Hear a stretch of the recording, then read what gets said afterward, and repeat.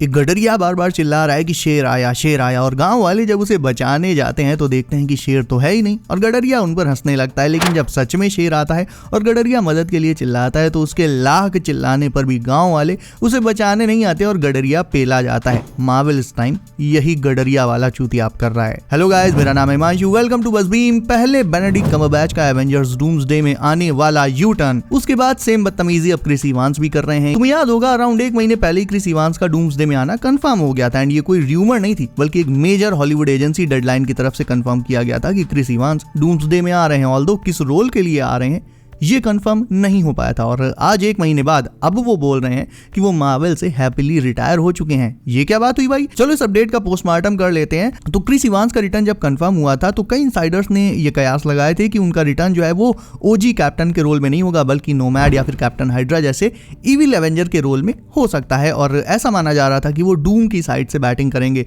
लेकिन अब उन्होंने यू टर्न मार लिया है और अब वो बोले हैं कि वो नेक्स्ट एवेंजर्स मूवी में नहीं आ रहे हैं। He is happily retired from Marvel now. और सेम यही दोगलापंती अभी बेनेडिक्ट कम्बरबैच ने भी करी थी। पहले वो बोले थे कि डूम्सडे में नहीं आ रहा हूं और बाद में बोले कि मेरी बात का कभी भरोसा मत करना, मैं आ रहा हूं। तो मार्वल में ये सब चल क्या रहा है? देखो, कंफ्यूज हो तो मैं तुम्हारा कंफ्यूजन 1 मिनट में दूर कर देता हूं। तुम्हारे सवालों का जवाब है no way home.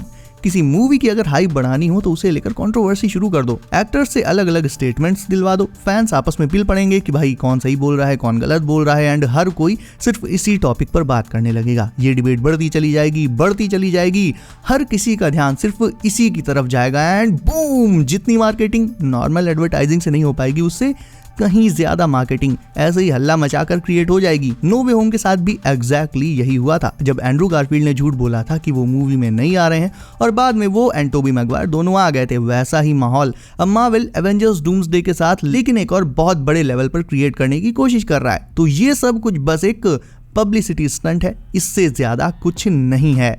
Now the Marvels के पोस्ट क्रेडिट सीन में बीस्ट का आना, डेडपूल एंड वुल्वरीन में कुछ पुराने म्यूटेंट्स का दिखना, रिसेंटली एक्स-मेन मार्वल में इधर उधर चमगादड़ की तरह फड़फड़ा रहे हैं और ये कोई इत्तेफाक नहीं है क्योंकि रूसो ब्रदर्स जो अब तक सिर्फ सीक्रेट वॉर्स के लिए मार्वल में रुके थे अब वो म्यूटेंट सागा तक भी रुकने वाले हैं। तो दूसरी अपडेट है मार्वल के नेक्स्ट सागा एके म्यूटेंट सागा को लेकर, जिसमें पहली बार प्रॉपर्ली मार्वल अपने एक्स-मेन को म्यूटेंट्स को हमारे सामने परोसने जा रहा है। एंड भले ही तुम एक्स-मेन में शायद उतना इंटरेस्टेड अभी ना हो अभी के लिए, बट तुम्हें रूसो ब्रदर्स पर तो भरोसा है ना। तो जैसे रूसो ब्रदर्स मार्वल में वापस आकर उसे डूम्सडे एंड सीक्रेट वॉर्स जैसी मूवीज से सेव करने वाले हैं, पहले तो इन्हें सीक्रेट वॉर्स के बाद चले जाना था बट अब न्यू अपडेट ये है कि रूसोस ने मार्वल के साथ मल्टीपल एमसीयू प्रोजेक्ट्स के लिए कॉन्ट्रैक्ट साइन कर लिया है एंड अपेरेंटली ये प्रोजेक्ट्स मार्वल के रीबूट के बाद उसके म्यूटेंट सागा में आने वाली एक्स-मेन मूवीज एंड शोज हैं जिनमें मार्वल अपने एक्स-मेन को पहली बार एक प्रॉपर वे में इंट्रोड्यूस करेगा, उनका ओरिजिन दिखाएगा, आगे जाकर उनका टीम अप भी कराएगा एंड अल्टीमेटली हमें एक एवेंजर्स वर्सेस एक्स-मेन की स्टोरी लाइन भी देखने को मिलेगी जिसे डेडपूल एंड वुल्वरीन में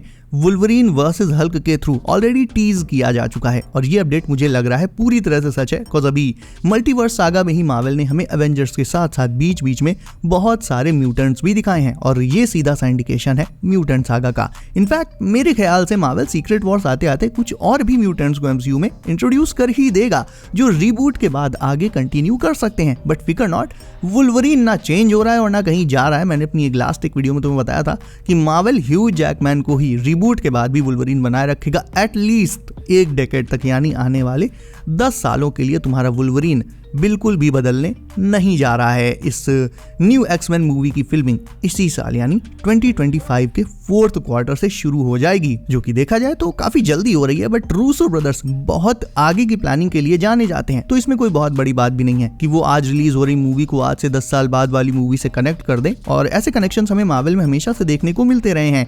तो ये तो उनका टैलेंट है। ब्लेड मूवी में ब्लेड ने रायन रेनॉल्ड्स को कहा था कि ही डोंट लाइक हिम एंड इसी डायलॉग को आगे डेडपूल एंड वुल्वरीन में कनेक्ट कर दिया गया था जिसमें ब्लेड ने डेडपूल से कहा था कि वो उसे एक आंख नहीं सुहाया तो डेडपूल ने कहा था कि दोनों आंखों से देख। What is this? What is that? Fuck you. It's a joke, huh? The fuck is wrong with you? You think this is a joke? I'm already in the void. I'm not trying to get canceled again. I don't like you. You never did. यानी Marvel हमेशा अपने 10-10, 20-20 साल बाद आने वाली movies के बीच में भी कनेक्शन बनाना जानता है। सिर्फ एक्समैन ही नहीं बल्कि रूसो ब्रदर्स मार्वल में कुछ और मूवीज भी ओवरसी करेंगे। एंड यहाँ पर एक चीज अभी क्लियर कर देता हूँ कि रूसोस डूम्सडे एंड सीक्रेट वॉर्स की तरह एक्समैन और उन अदर मूवीज को डायरेक्ट नहीं करेंगे, ओवरसी करेंगे। ओवरसी और डायरेक्शन में फर्क है। ओवरसी यानी वो ऊपर से सब जायजा लेंगे, मूवी का प्लॉट, मूवी का फ्लो कैसा चल रहा है, मूवी किस लोकेशन पर शूट होनी चाहिए, ये सब वो सजेस्ट एंड डिसाइड करेंगे, यानी ओवरसी करेंगे, डायरेक्ट नहीं करेंगे। तो इस चीज को लेकर कंफ्यूज मत होना, डायरेक्ट करेंगे डूम्सडे और सीक्रेट वॉर्स को। तो जो अपडेट है उसमें अभी सिर्फ एक्समैन का ही नाम रिवील हुआ है। दूसरे जो प्रोजेक्ट्स जिन्हें रूसो ब्रदर्स संभालेंगे उनका टाइटल फिलहाल अभी रिवील नहीं हुआ है guys. And by the way Benedict Cumberbatch ने अपनी भविष्यवाणी से जो पलटी मारी ना भाई, मेरी एक्स भी इतनी पलटू नहीं थी। पहले बेनेडिक्ट ने वैरायटी वाले इंटरव्यू में कहा था कि वो डूम्सडे में नहीं आ रहे हैं और डायरेक्ट अब वो सीक्रेट वॉर्स में आएंगे, और अगले दिन भाई अपना कहने लगा कि don't ever believe anything I से, मैं डूम्सडे में आ रहा हूं। अबे ऐसे तो ससुरे तुम्हारी बीवी भी तुम पे कैसे भरोसा करती होगी। तो डॉक्टर साहब अपनी बात से पलटी मार गए हैं। नाउ मेरे थॉट्स इस पर थोड़े कंट्रोवर्शियल हो सकते हैं। मेरे ख्याल से स्ट्रेंज सच में डूम्सडे में नहीं होने वाले हैं, और ये स्पॉइलर उन्होंने एक्साइटमेंट में वैरायटी को दे दिया, एक्साइटमेंट में भाई वो बोल गए। बट बाद में जब मार्वल की लाठी बजी होगी पिछवाड़े में तो मार्वल ने कहा होगा कि ये गलत बात है, इतना बड़ा स्पॉइलर क्यों दिया, जाओ जाके डैमेज कंट्रोल करो। तो भाई ने फिर कहा कि मेरी किसी बात पर भरोसा मत करना। आई थिंक वैरायटी वाले इंटरव्यू में जो भाई ने कहा है वही सच है, बिकॉज वैरायटी दुनिया की बिगेस्ट हॉलीवुड मैगजीन कह लो, एजेंसीज कह लो, उनमें से एक है। तो उसमें कोई एक्टर जल्दा झूठ बोलेगा ही नहीं। और बाद में ये जो भाई ने यूटर्न मारा, ये कहा कि मेरी बात पे भरोसा मत करना, ये इन्होंने अपनी एक मूवी के प्रमोशन के दौरान एक रिपोर्टर को बोला था। तो आई डोंट थिंक कि रिपोर्टर की क्रेडिबिलिटी वैरायटी से कोई बहुत ज्यादा होगी। ये जोश में स्पॉइलर उगल दिए और बाद में जब पेले गए तो बहाने बना रहे हैं, बस इतनी सी बात है। लेकिन एनीवेज होना इन सबसे मार्वल का अल्टीमेटली फायदा ही है, क्योंकि अब बहुत से लौंडों की चुल मचेगी केवल इस बात की कि स्ट्रेंज डूम्सडे में है या नहीं है, और केवल इसी के मारे वो मूवी देखने चले जाएंगे। नो वे होम में भी ठीक ऐसी ही मार्केटिंग करी थी मार्वल ने। एंड्रू गारफील्ड बोला कि नहीं आ रहा हूं, और बाकी सब बोले कि एंड्रू और टोबी आ रहे हैं। बहस चलती गई और इसी के चलते मूवी की हाइप भी बहुत ज्यादा बढ़ गई थी, और लौंडे केवल ये देखने के लिए पगला गए थे कि मूवी में टोबी और एंड्रू आ रहे हैं कि नहीं आ रहे हैं। और फायदा किसका हुआ? जाहिर है मार्वल का हुआ। And by the way FYI उन लौंडों में मैं भी था। अगला कौन है?